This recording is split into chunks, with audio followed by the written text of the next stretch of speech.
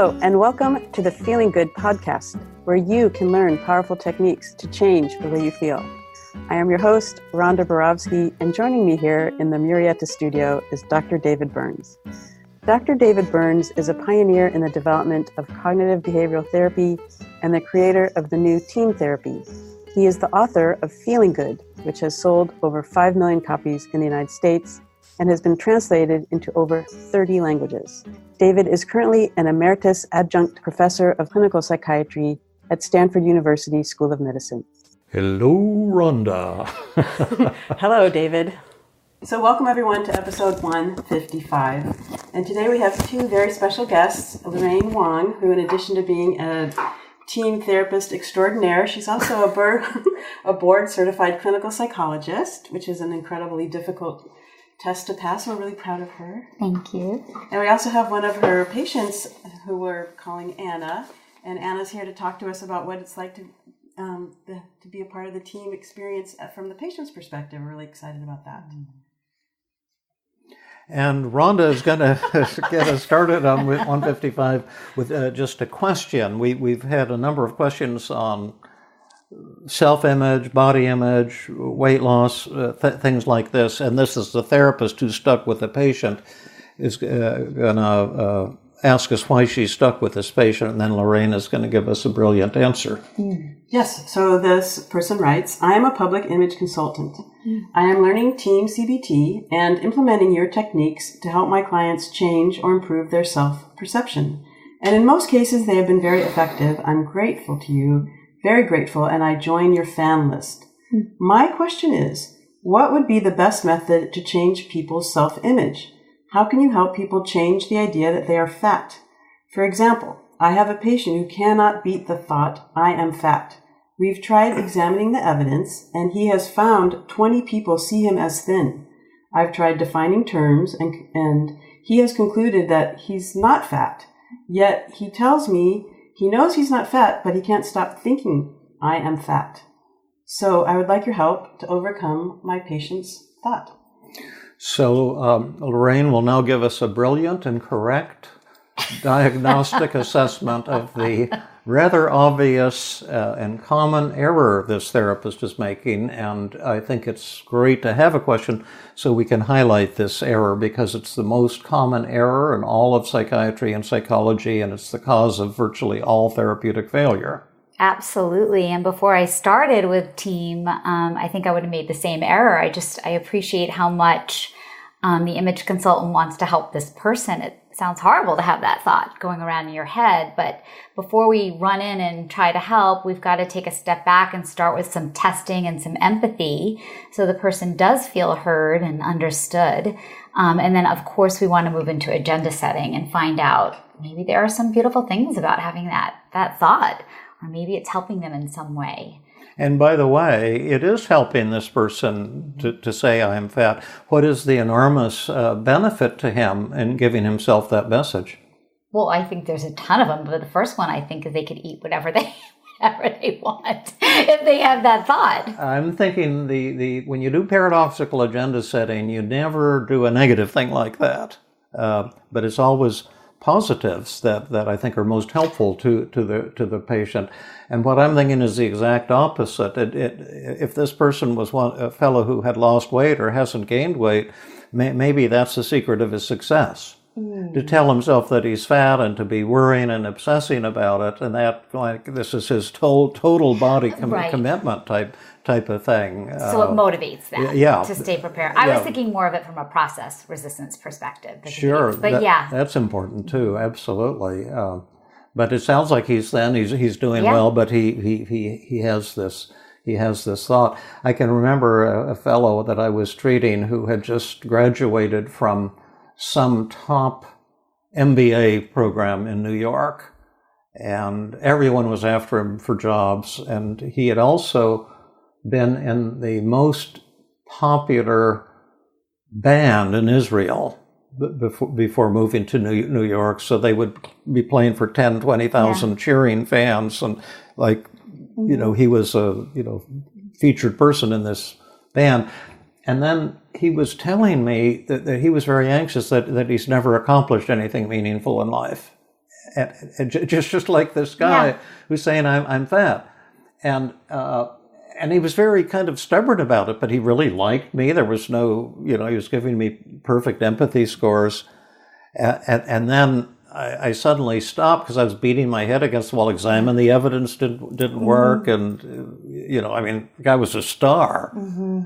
And then I said, well, maybe this isn't such a good idea to challenge this thought that you're kind of a failure and you've never accomplished anything in life. Let's list all the advantages and the benefits and what it shows about you that's positive and awesome.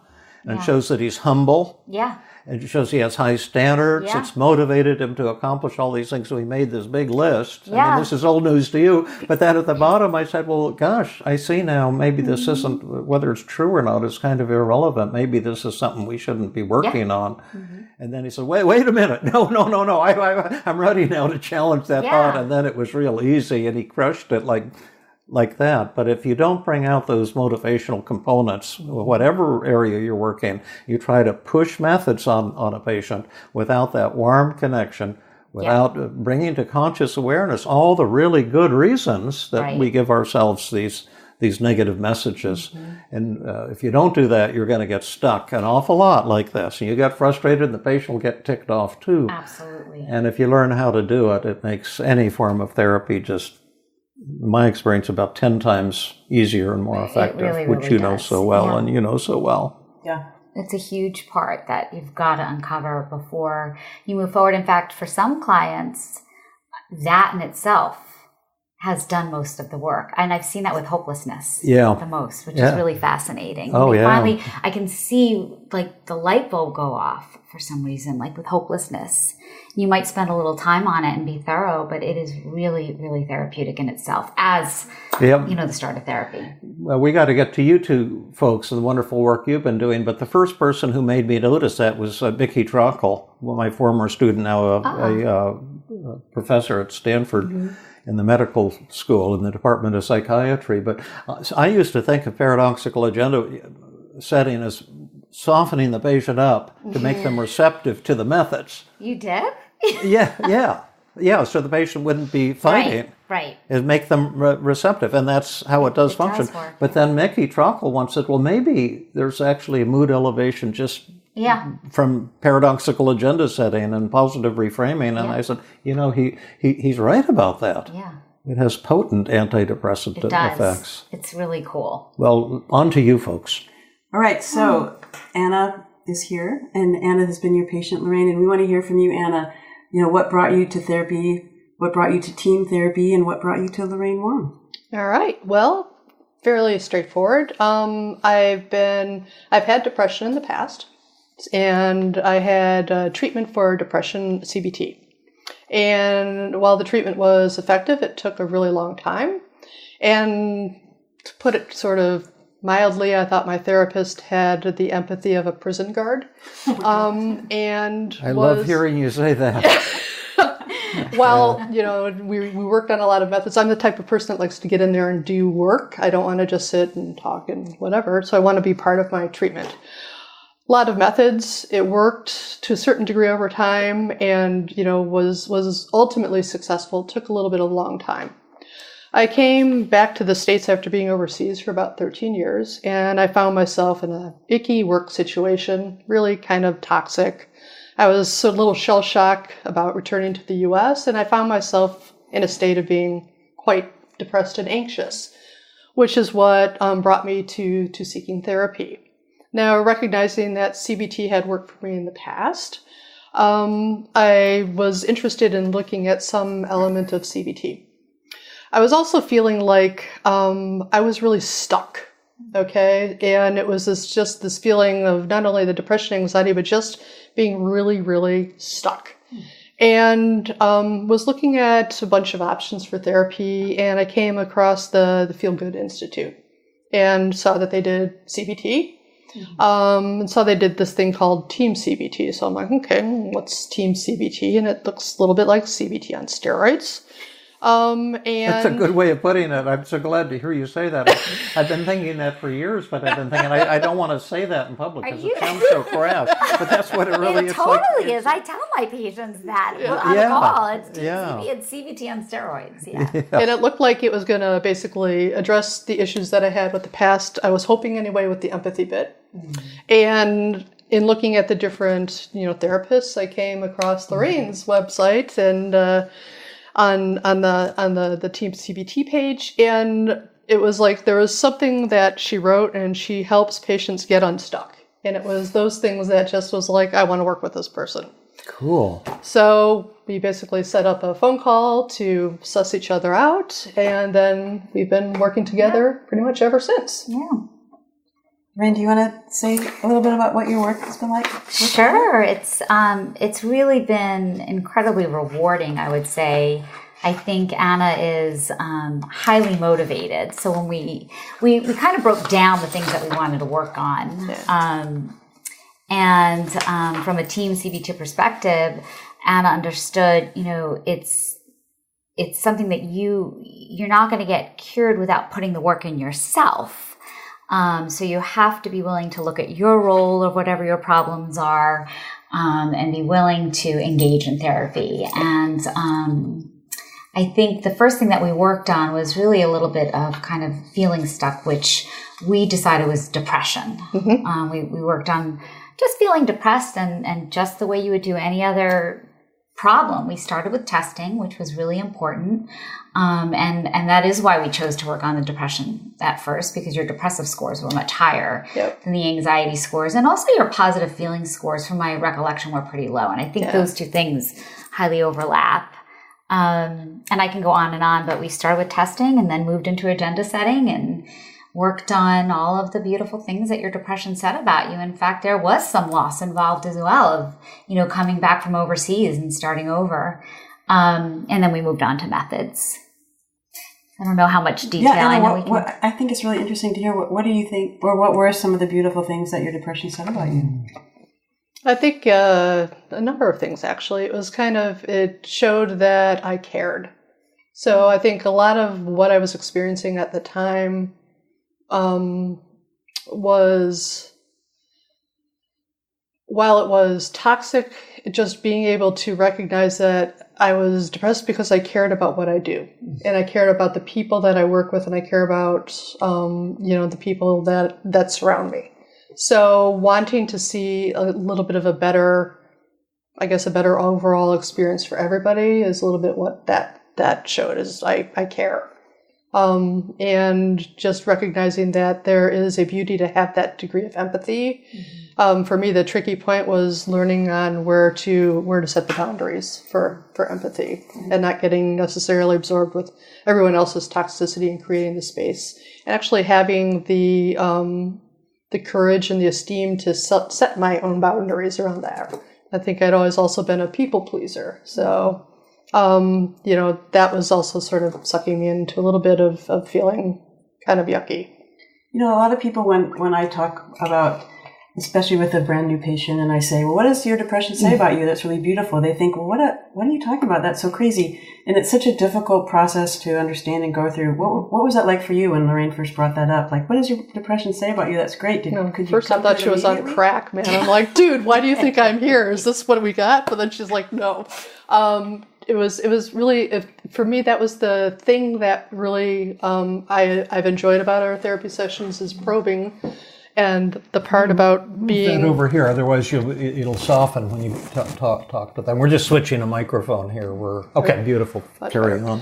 I think for me, that was one of the things that I really liked, being challenged, because I think what I was feeling and how I was always feeling stuck is like throughout the past CBT, for example, we never really got down to what motivation, why I might not want to change. Okay, so for me, at first I was like, okay, Lorraine, put the crack pipe away. Why would anyone want to be depressed? Really, come on. But then I thought about it, and I'm like, well, there are benefits, and then working through and doing cost-benefit analysis and really questioning that to help me want to do the work more. So for me, Can I say something about it? Is it okay if I chime in? I just remember, it's so funny how I can vividly, when you think about the sessions, how you can remember. I remember your facial expressions when we first talked about, why is it beautiful to still feel sad? And I think the first thing we talked about, Anna, was loss and the reality that your life was different now, and you had left some place that you had been for 13 years, and you felt bad about feeling that sadness. You were hung up on that. Yeah. And your whole body kind of just was like, yeah, it's okay to feel sad. That's natural and normal, and the reality that life is going to change. I think you also felt some anger.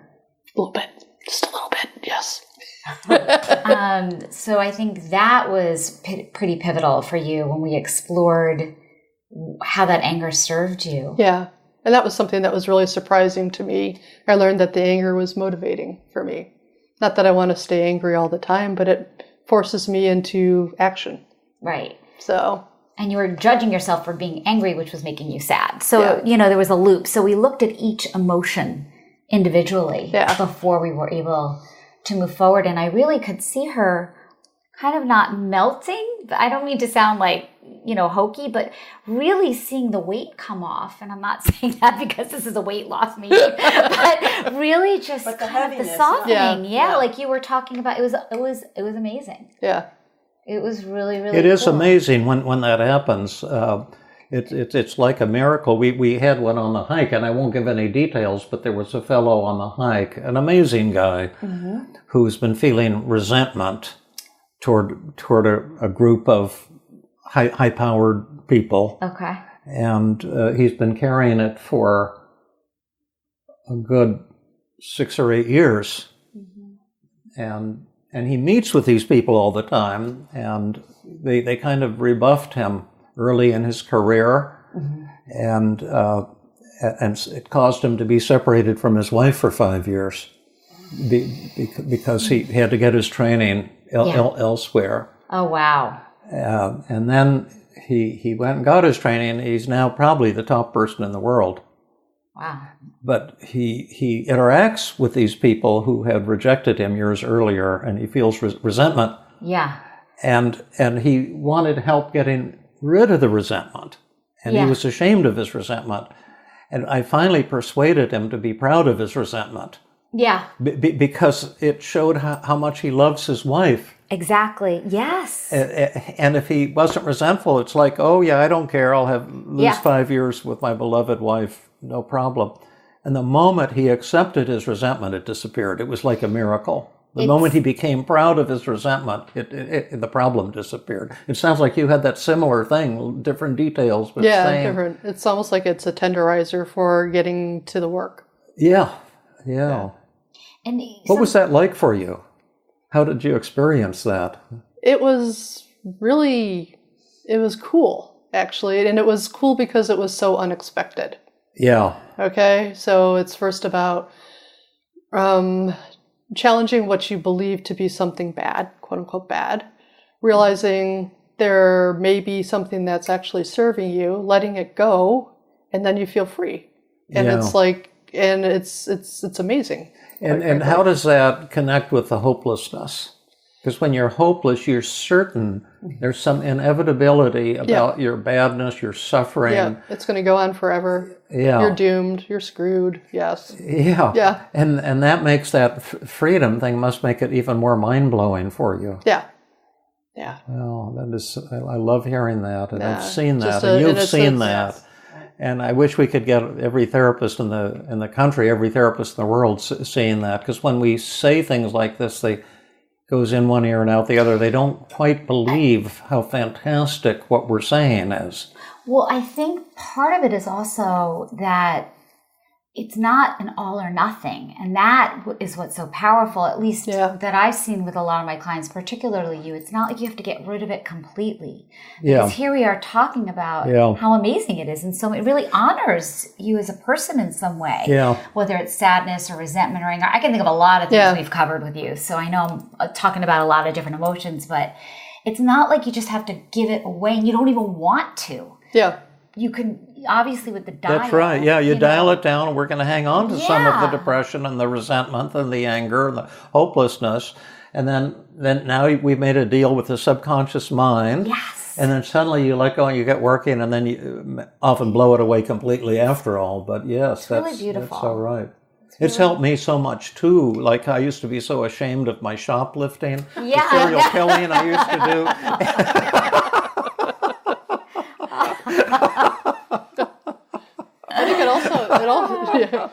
I think now I understand so much, Lorraine. I told her, Anna, that you have quite a sense of humor. What did my shoplifting show about me? I like to save money. That's a good thing. I love merchandise. It's kind of like honoring America and free enterprise. I'm sorry for being goofy. We love the goofiness. Lorraine, were you about to say something else? I was going to say the other thing that's was really interesting too is recognizing that you don't have to completely lose something. Yeah. Helps with the whole relapse refractory bit of it too. Yeah. Realizing that you're not going to, just because you're sad doesn't mean you're going to go down the rabbit hole. Yeah. That you're okay. Yeah, you're permitted to have 2 bad days per week. And 5 happy days. But only you get to that three bad days. And, Yeah, that's right. You need a tune-up if you have 3 bad days, but you also need a tune-up if you have 6 happy days, because we might have to put you on lithium because you're getting too high. But it makes it easier. We don't have to be happy all the time. Yeah. And just yesterday, we did actually have a little relapse. And we nipped it in the butt in less than 40 minutes, I'm pretty sure. Yeah. We had more time just to sit and talk. It was really so cool. It moves pretty quickly. That's great to hear. And then Anna, so once this like miracle happened where you made friends with your depression and, accepted what you needed to keep the good part of your depression and eliminated the amount that caused you pain and suffering. Were there methods that worked with you? I've got, we joke, okay, Lorraine and I shocked Lorraine with, that Paul Simon song, 50 Ways to Lose Your Lover. Didn't he just have a concert up in Oakland? He did. My son went to it. Really? Yeah, it cost him $189 to get a ticket. He was wandering around in front of the stadium, and he finally scored a ticket. That's he said it was awesome. the greatest concert he's ever been to. It's great. Yeah. So I think some of the favorite ones of the 50 Ways to Lose Your Lover that I like are externalization of voices. It always helps when you actually hear it out loud and you're like, oh my God, I sound so dumb. Okay. Or, just trying to put that on the spot. I love the 5 secrets. Yeah. I've been able to use that successfully both at work and in my personal life and love it. Works like a treat. Thank you. Thank you. I love hearing that. Yep. I like the... It's helped me Rhonda's too. asking more Tell us about more about 55 methods. The secret. The secret methods. secrets. Well, Five I was secrets. having sometimes at work you just want a little help or a little something, and we're working really, really hard, and sometimes it's little things that make people's lives better. And I just wanted a coffee, and this person was really not really. It's not that they're mean; it's just that they didn't really want to help. So I used the old, disarming and little empathy and little reasoning with them and got them to actually, when they saw me working late one night, they brought me a coffee. Oh, nice. I think it was more, though, about the relationship with the person. We're using the example of the coffee, but from my recollection, it was really about building a better relationship with that person and you being able to connect with them so you could express your needs and wants. So I think the coffee is an example of not necessarily the person bringing you a coffee, but more about having a coffee and connecting with that person. Yeah. Being able to use those 5 secrets. And the disarm was the big thing. Yeah, that was because, otherwise it was like a immediate. What did you have to disarm? What did he or she say to you? Why do you always need this? Blah, blah, blah, blah. It just was, sometimes you just want somebody to see that you need something and bring it to you. Yeah.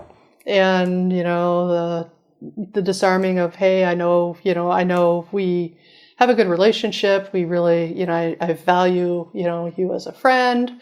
Really interested in, talking to you about some things that sometimes I need. So sometimes when you do X, I feel Y. And, what I would really love is if you could sometimes just spontaneously do this for me. And that would be great.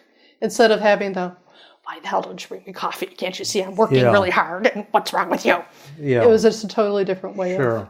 of having that. So kind of I feel statements was... Well, I feels with the disarms came in more, I think, when you were working more with people who, I don't want to give away too much information, yeah, go ahead. Yeah. Might have, have said things like you're not doing this quick enough, or this isn't good enough, or things like that. And you just learn to say, you're right. You're right. And what would really help me is this. And they were like, oh, okay. So you combined 5 secrets and disarming with the technique we call Be Specific. Yep. Where you're asking specifically for what you want. Yep. It sounds like, how did that work for you? I was shocked. It worked. I'm like, Lorraine, it worked. And it was easy. I was worried about it, and it was actually quite easy. And what was the Be Specific? I didn't get quite what it was. The person criticizes you, and you accept it, and then ask for what specifically did I do wrong, or something like that. Yes, is that what you're saying? No, I'm asking for a specific action. That's what you were saying. I hadn't taught her that method, to be specific about asking for something. But that was something you had. I didn't know I was teaching that. Yeah. But I do remember working a lot on disarming, because that's a hard one for people to do, whether it's in a work environment or in a personal environment. Yeah. Even at home, just saying, you're right. Yeah. Makes sense. Yeah. Especially when there's anger or resentment. Yes. Anna. Indeed. Do you want to speak at all to that? Or even, with your tennis players or... Yes. Sorry. I play competitive sports, and sometimes I get a little pissed off at some of my players when they start acting up. And what do they do when they act up? Oh, they start to dictate how things should be and shouldn't be, and it really kind of annoys me a little bit. Oh. They're trying to change the way I play so that they can win. Okay? Basically. And it was funny, and I realized that, this person's probably just upset because they're not winning. Winning is clearly important to them. And the disarming came in with this particular individual where I basically sat down with him, after we were playing one day and said, hey, you've gotten really good, and it seems that your game has really picked up. I love your serves. Can you show me a little bit how you do that? And then he went on and was telling me about it. He kind of chilled out a little bit. And I'm like, hey, I really like playing with you. What do you think I could do better? And he gave me some tips. And I'm like, well, that's really awesome. And I think that maybe when, what did you think about the other day when we were playing together? He's like, oh, yeah, I got really pissed off because you kept slamming me. And I'm like, oh, I get that.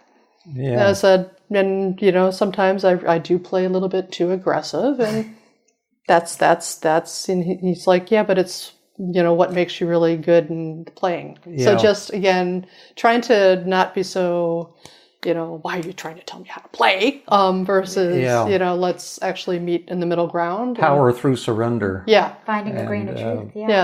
Yeah, one of the ideas of TEAM, and it's a hard lesson for all of us to learn in the interpersonal models, we create our own interpersonal reality, and we kind of create the enemies we resent so much, and we're not aware that we're doing that. Yeah. And then when you take a radically different approach to someone, come in from a completely different angle with humility and warmth and admiration, then they suddenly open up. And I was, I have a story, but I've had experiences like that myself, interacting actually with violent people, and in a warm and humble and admiring way, and suddenly seeing them instantly melt and want to give me things and help me, and that's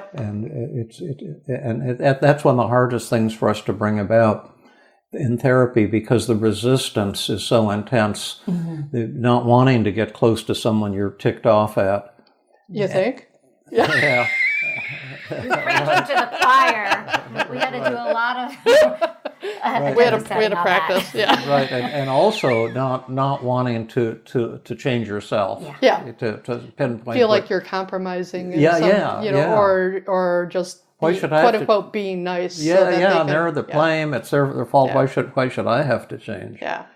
So it's really hard to do, isn't it? Yeah. In fact, I call that the death of one of the 4 deaths of the self, the great deaths. Yep. Because it really is a death. It is. The death of yourself. The interpersonal death, I think, is the hardest of the 4 great deaths. For me, it is. Yeah.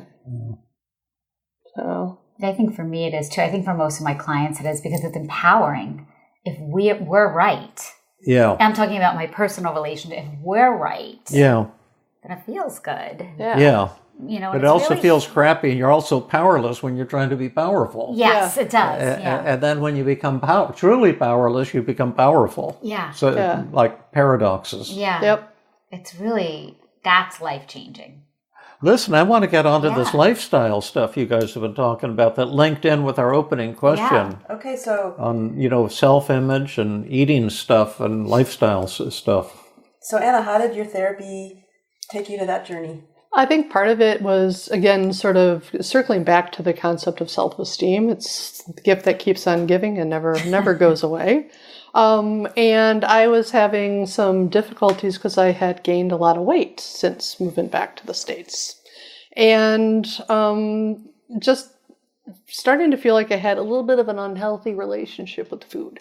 Whether it's labeling foods as good or bad, having to stick to some sort of crazy diet, or having some strange eating things that I had to deal with. So I told Elaine, there are a couple of foods that I absolutely adore.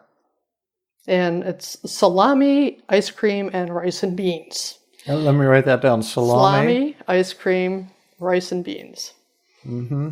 And I would be, quote unquote, trying to lose some weight on a diet. I'd go to the grocery store and I'd be like, oh, there's the salami case. And, buy myself that wonderful Genoa salami. It wouldn't make it home. Like salami. I inhaled this thing. I don't know. Don't ask me why the salami, but.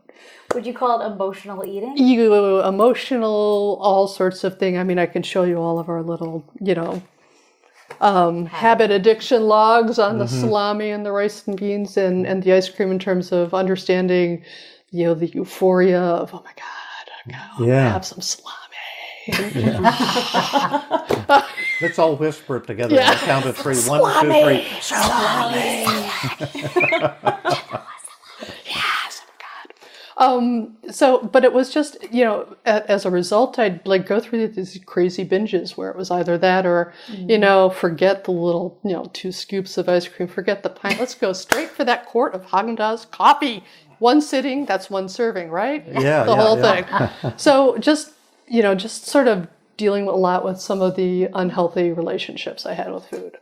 And I think part of the stuff that we did a lot of habit addiction logs where I had to, I'm feeling like I'm going to eat the whole thing of rice and beans. Let's talk about my feelings and what I'm thinking. Okay, just to understand what was happening in the moment. The tempting thoughts. Yeah, all of my tempting thoughts. And it was kind of like, I feel like some sort of addict, man. The salami addict. It was really kind of hilarious, actually.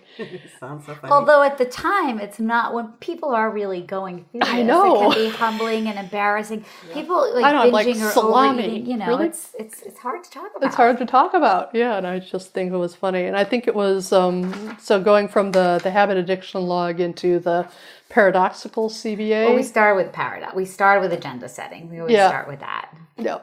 But I felt like I kept going back and understanding it more. The resistance piece. Yes, the resistance piece in terms of what is it that I don't want to give up the salami? If it makes me feel so bad, if it makes me feel so bad, why do I keep wanting to eat it? Yeah. And maybe I don't have to, so we've got to the point where I don't have to give up my salami. I just don't have to eat the whole pack on the way home. Yeah. Now it lasts sometimes 3 or 4 days. Truly.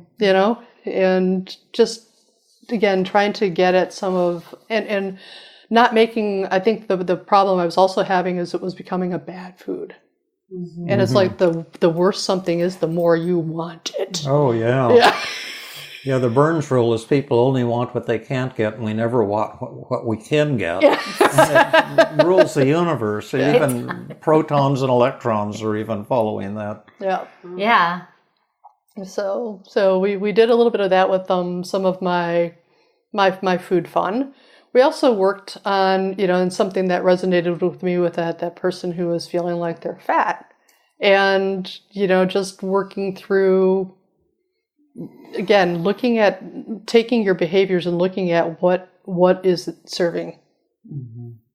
Because I think we're always so tempted to go, oh, you have to give up. It's an all or nothing. It's binary. Yeah, right.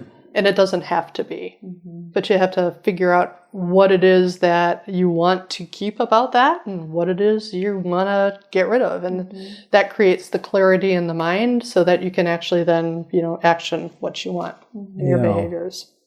What was it about? It sounds like your work with Lorraine was really kind of several really phenomenal things on multiple levels: depression, relationships, habits, and addictions. What was it about Lorraine that you liked working with, and what do you see in her that's warm or magical or effective, or what?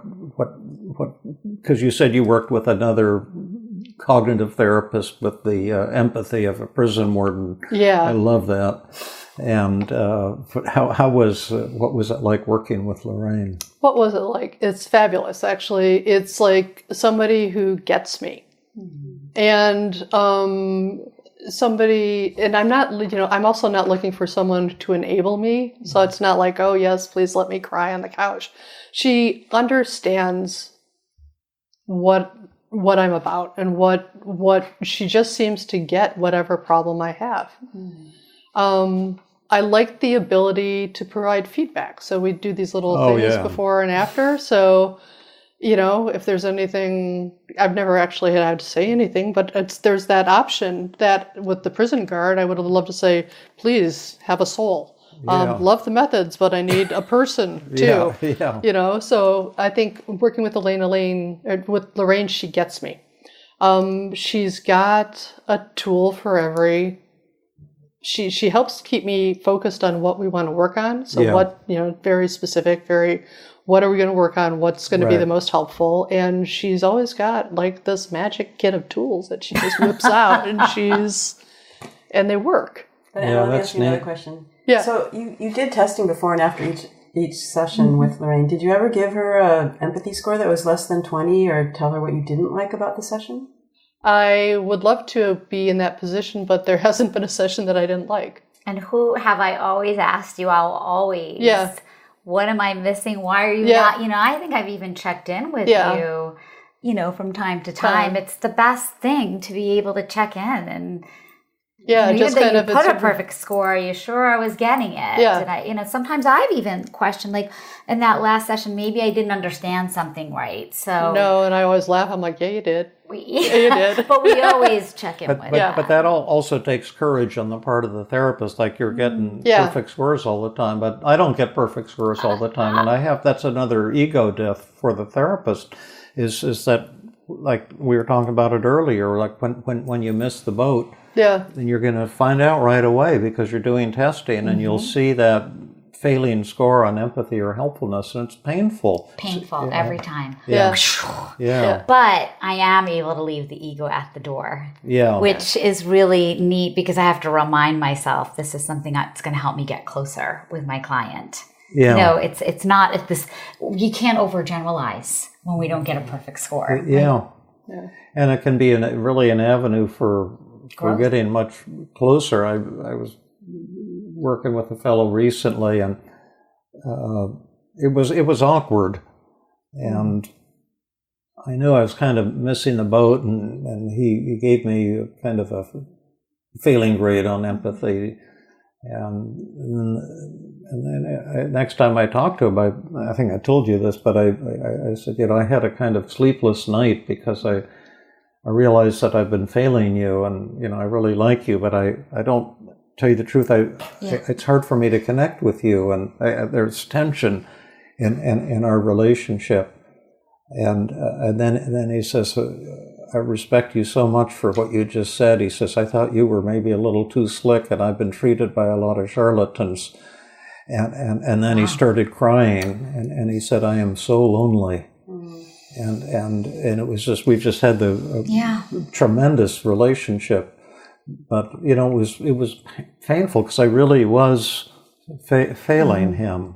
And yet failing him was the best thing. Like if you check your ego at the door, but it's hard to do that because we take pride in ourselves and in our work. And when you use the assessment tools, you're just showing your failures brutally and directly and clearly.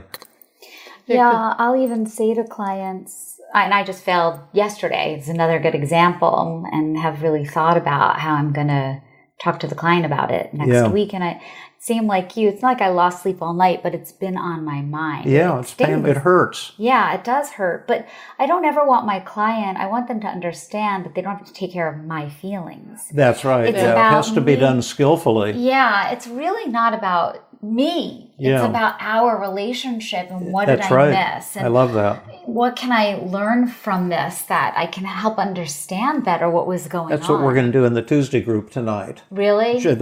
Changing the focus and how your worst therapeutic failure is your greatest success in disguise, and how to process that with your patient in a way that will enhance the therapeutic relationship. The closeness after that is so different. Like you had with your client, the difference that you have once you let that go, or once you're able to connect with that person and they feel comfortable sharing that with you, I think is the important piece. David, you look like you want to ask. I have a question for you, Anna. You've had some tremendous experiences, and of course, none of us are enlightened permanently. We drift in and out of enlightenment all the time.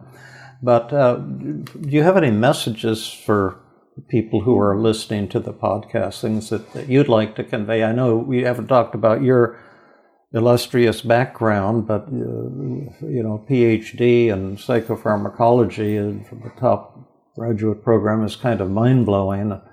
For whatever that's worth. We were joking earlier, but that's real science. They say the smart ones get PhDs and the rest go to medical school. I went to medical school. Real doctors. Just kidding. No, I think for me, the hardest thing is taking the first step to get help. Mm-hmm. I mean, it's ironic that I actually did my study in this field and I put off getting help for so long. Yeah. And why was that?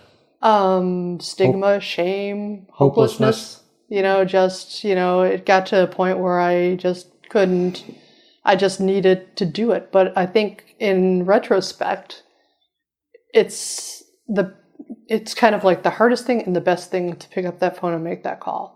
Yeah. The other thing is finding a therapist that works for you. Mm-hmm. I joke about the poor prison guard, okay, but I reckon she probably thought she was being really empathetic. That's the worst part about it. And it was like she thought she was the cat's pajamas. Yeah, I know she probably did. So I think the thing is making sure you have a right fit. Yeah. I think Lorraine and I are very. I like to think that we're very open, and we do check in all the time in terms of, hey, is this working? Is this not working? You're fidgeting, something wrong, and I say, feels a little weird, and so it's about having that right fit, and don't be afraid to advocate for yourself to get that. I had tried a couple other therapists before I landed on Lorraine. I mean, one I just kept running. I'm like, ooh, get me out of here. It didn't feel right.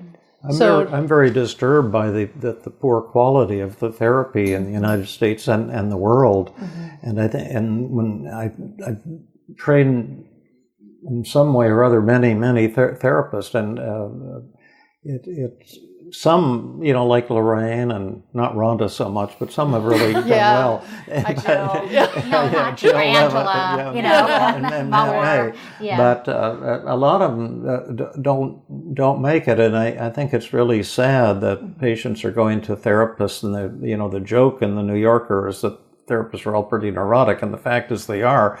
And you may really get someone who who isn't very, very skillful. There was a study by Hans Stroop, I think. I can't remember where he was from, but the Stroop test? That's all I can think when you say Stroop. I don't know, but they did a study at IMH of psychoanalysts in Atlanta, Georgia, I think. Do you know this study? And they had tape recordings of 5 years of psychoanalytic therapy from hundreds of patients from dozens of psychoanalysts, and they had some primary goal of the study, which was published.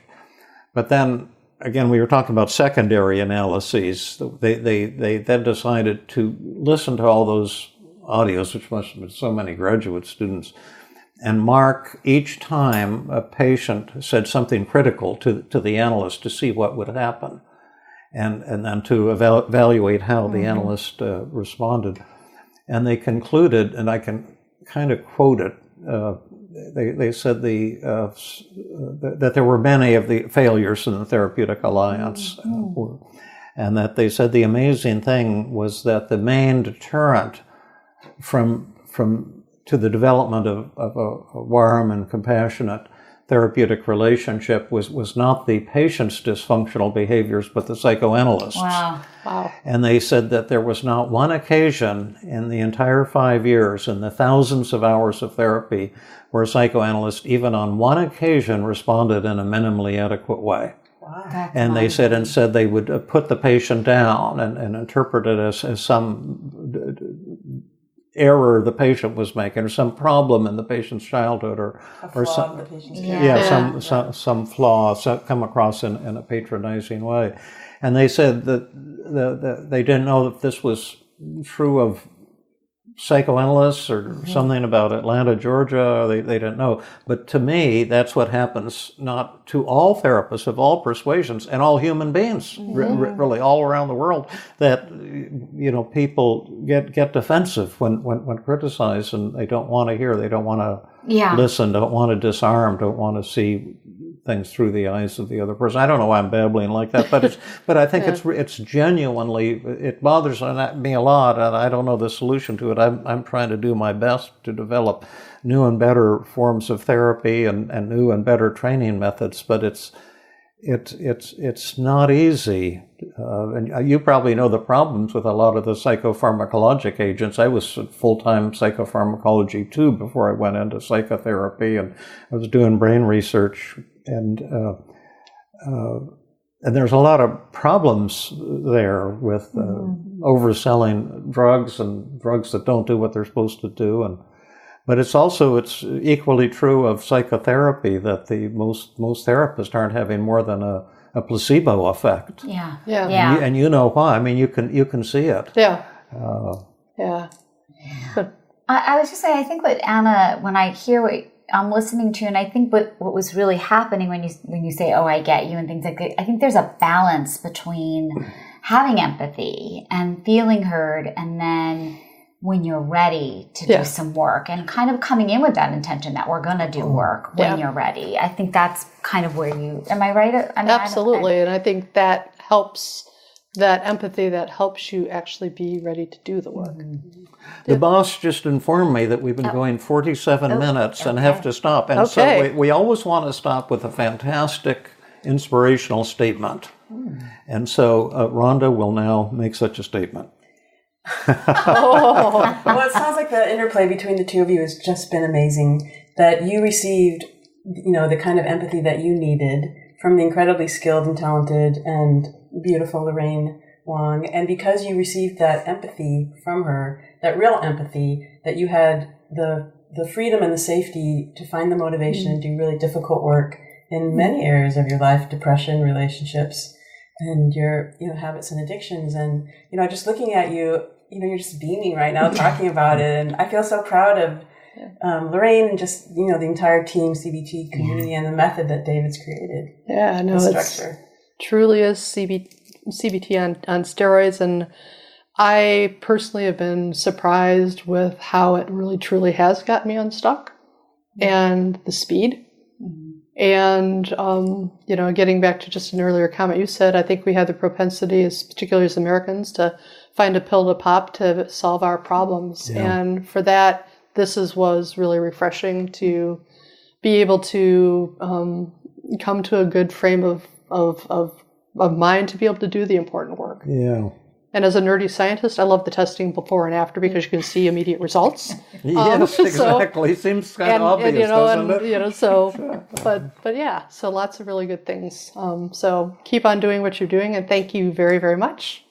Thank you for bringing us this great Anna gift. for coming, and Lorraine for Thank being you. your I'm Thanks so honored, much. and thank you for TEAM-CBT. It's changed everything for my practice. Oh, and quick commercial, and I'll make it really quick. Number one, promote the podcast to your friends and things like that, because we need help in marketing because we're not marketing geniuses.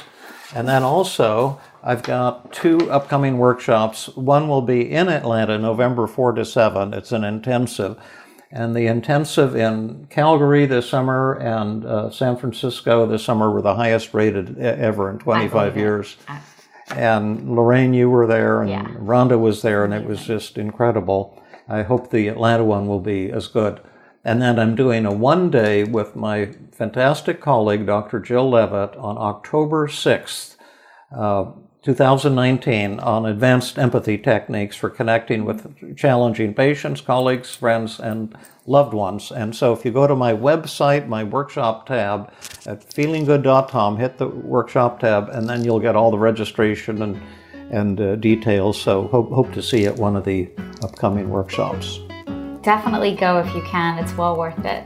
Thank you. It's always life-changing. So if you can make it, go. Thanks. Thank you, everyone. See you next time.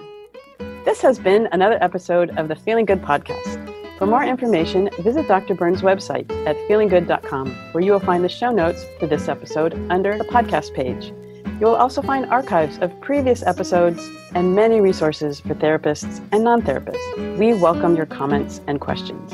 If you want to support the show, please share the podcast with people who might benefit from it. You could also go to iTunes and leave a 5-star rating.